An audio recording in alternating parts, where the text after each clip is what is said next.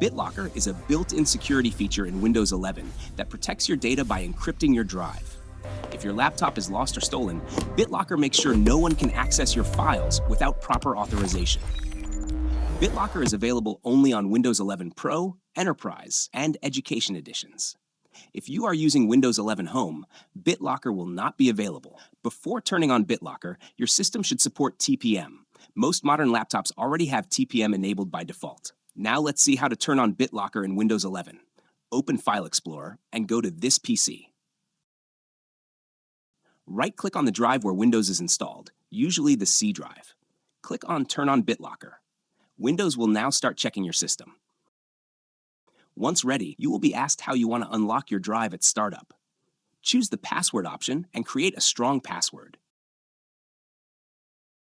Next, Windows will ask you to back up your BitLocker recovery key. This step is very important. Save the recovery key to your Microsoft account or store it on a USB drive. Do not skip this step. After that, choose how much of your drive to encrypt. For new PCs, encrypt use disk space only. For old or office PCs, choose encrypt the entire drive. Now choose the encryption mode. Select the new encryption mode for best security. Before encryption starts, Windows shows a confirmation screen.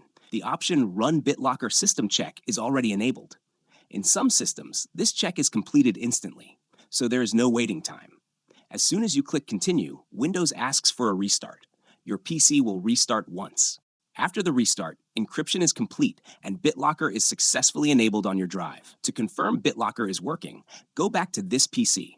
You will see a lock icon on your drive. Your data is now protected using BitLocker. In the next videos, I will show what to do if BitLocker asks for a recovery key, how to fix common BitLocker errors, and how to manage BitLocker properly for work or business use.